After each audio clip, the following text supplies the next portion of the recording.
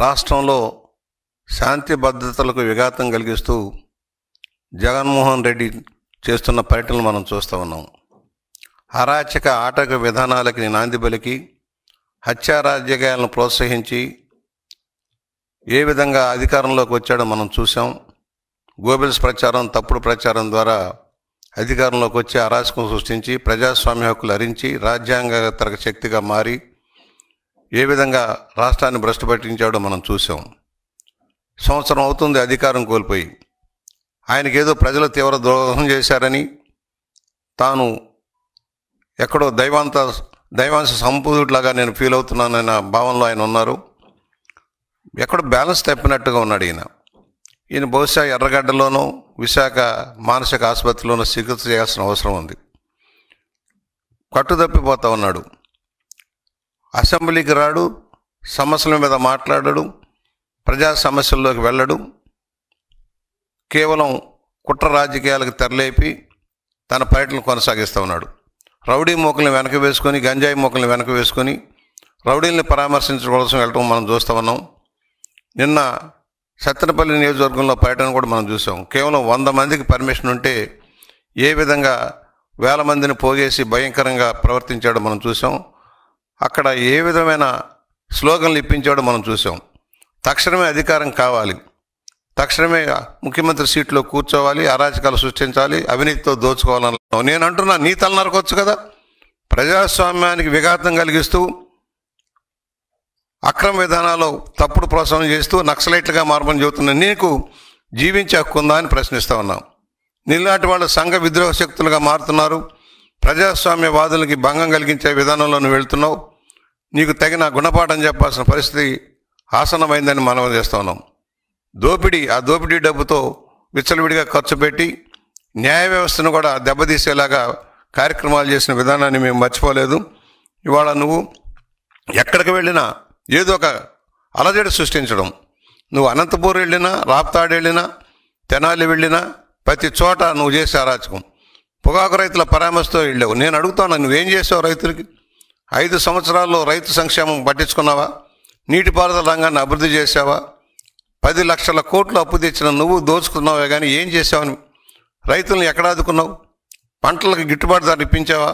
కొన్న ధాన్యానికి డబ్బులు ఇప్పించావా? ఏమీ లేదు కదా. సంక్షేమం ముసుగులో దోపిడీ చేసావు. కనీసం దళితులకి, బలహీన వర్గాలకి, మైనార్టీలు అనేక వర్గాలకి ఇస్తున్న సెల్ఫ్ ఫైనాన్స్ స్కీములన్నా ఇంప్లిమెంట్ చేసావా? నువ్వు అన్ని రంగాలని భ్రష్టు పట్టించావు. ఇవాళ అర్జెంటుగా అధికారంలోకి రావటం కోసం నీ రౌడీ మోకల్ని ఎంటేసుకొని కార్యక్రమాలు చేస్తున్నావు. నీ ఆటలు సాగనీయం. ఇక ఇదే విధానం కొనసాగితే రాబోయే రోజుల్లో నేను ఎక్కడ కట్టడి చేయాలో, ఎలా చేయాలో మాకు తెలుసు. నేను వస్తాను, అందరి తలలో తీస్తానంటే నీ తల ఎందుకు తీయకూడదని మేము ప్రశ్నిస్తా ఉన్నాం.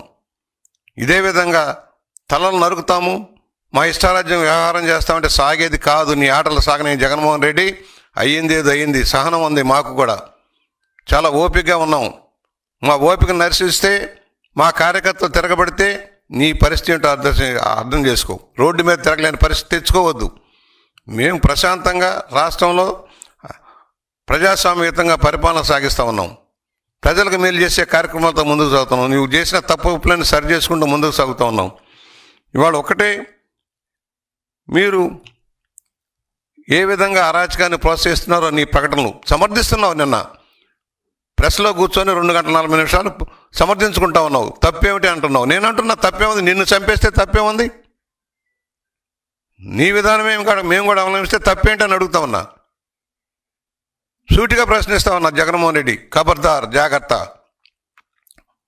అధికారంలో ఉన్నప్పుడు అరాచకం సృష్టించావు. అధికారంలో అడ్డుపెట్టుకొని ప్రజాస్వామ్యాన్ని కూనీ చేసి ప్రజాస్వామ్యాన్ని హరించి నీ ఇష్టార్థంగా పరిపాలన చేసావు. అందుకనే నీకు తగిన గుణపాఠం చెప్పి ప్రజలు ఇంటికి పంపించారు. మరలా తిరిగి అధికారంలోకి వచ్చేస్తున్నాను, మీ పని పడతానంటే ఎవరయ్యా నీకు ఓట్లు వేసేది? ఎందుకు వేస్తారు? ఎవరికి మేలు చేసావని? కులాల పేరుతో, మతాల పేరుతో విభజించి పాలించే విధానంలో నువ్వు వెళ్తూ ఉన్నావు. కులాలను రెచ్చగొడుతున్నావు, మతాలను రెచ్చగొడుతున్నావు. నీ అరాచక విధానానికి ఒక ఆయుధాలాగా వాడుకోవడానికి ప్రయత్నం చేస్తున్నావు. ఏం చేసావని నీకు ఓట్లు వేయాలి? ఎందుకు వేయాలి? కనీసం ఏ సమస్య మీద స్పందించావు? గోబెల్స్ ప్రచారం చేయడం తప్పుడు. అదే సోనాధ్యాయం లాగా నీ పరిపాలన అంతా కూడా బంగారంలాగా జరిగిపోయింది. అంత అద్భుతాలు జరిగిపోయినాయి.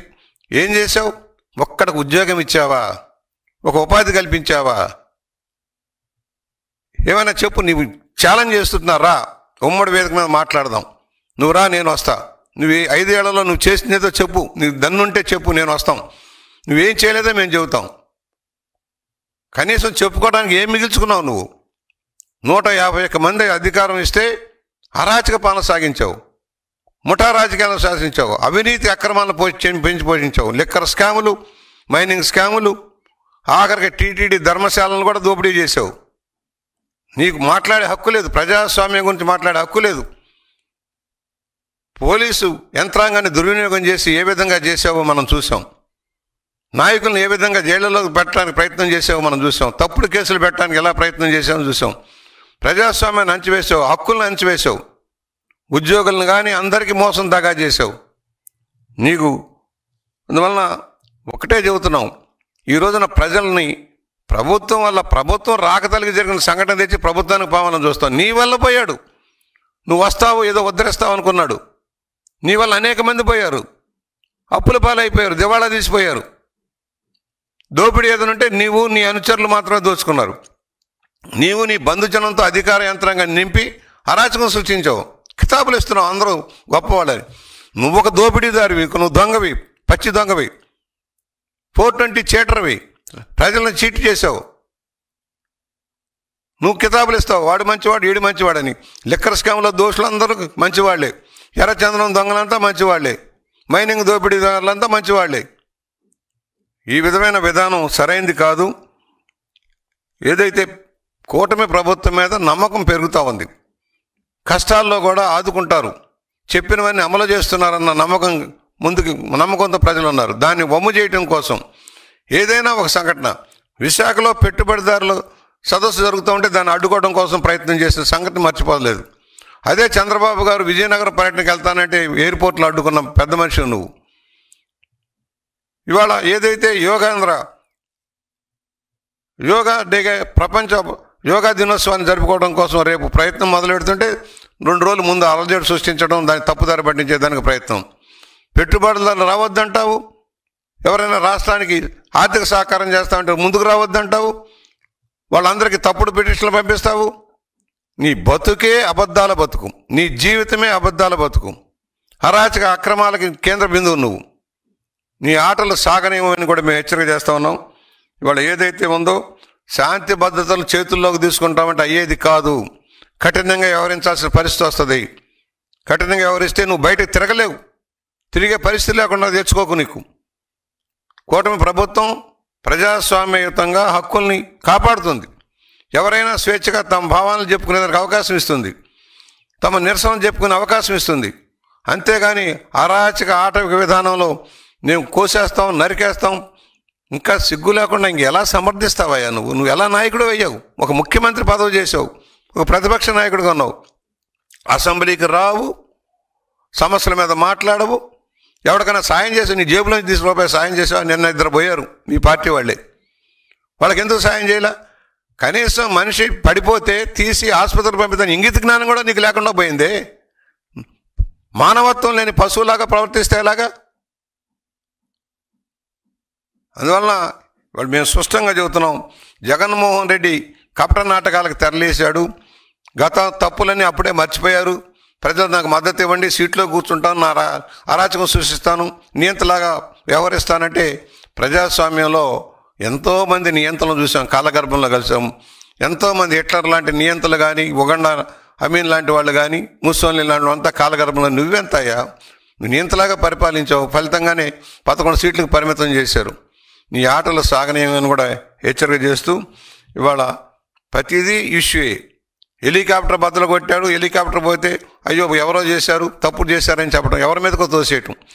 నీ గ్యాంగులు, నీ ముఠాదారులు, నీ గంజాయి బ్యాట్లు, రౌడీ మొక్కలు చేసే అన్నీ కూడా ప్రభుత్వం మీద నెట్టడానికి ప్రయత్నం చేస్తావు. ప్రభుత్వం చేతలుడికి కూర్చోలేదు, ప్రజాస్వామ్యాన్ని కాపాడటం కోసం ఉంది, శాంతి భద్రతలు కాపాడటం కోసం ఉంది. దాన్ని అలుసుగా తీసుకుంటే అది నీ అమాయకత్వం. ఎక్కడో బ్యాలెన్స్ తప్పిపోయావు. తాడేపల్లి ప్యాలెస్లో టీవీలు పాల్గొట్టుకుంటూ కూర్చుంటా ఉన్నావు, ఏమీ చేయలేదు అనుకున్నావు. నువ్వు చేసిన అరాచకం వల్ల, అవినీతి వల్ల దోపిడీ అయిపోయింది, డబ్బు లేదు, ఏమీ చేయలేదు అనుకున్నావు. అయినా కూడా చెప్పినవన్నీ అమలు చేస్తున్నాం. ఇవాళ తల్లికి వందనం వేస్తే పాపం నీకు గంగవెర్లు ఎత్తున్నాయి. నువ్వు ఇచ్చింది 42,000 మందికి ఒక్కరికే ఇచ్చావు. మేము 67 లక్షల మందికి 64 లక్షల మందికి ఇద్దరున్నా ముగ్గురున్నా నలుగురున్నా డబ్బు ఇచ్చాం. నువ్వెందుకు ఇవ్వలేదు? పెన్షన్ 3,000 రూపాయలు చేస్తానన్నావు. 5 ఏళ్ళు పట్టిందా 3,000 చేయటానికి నీకు?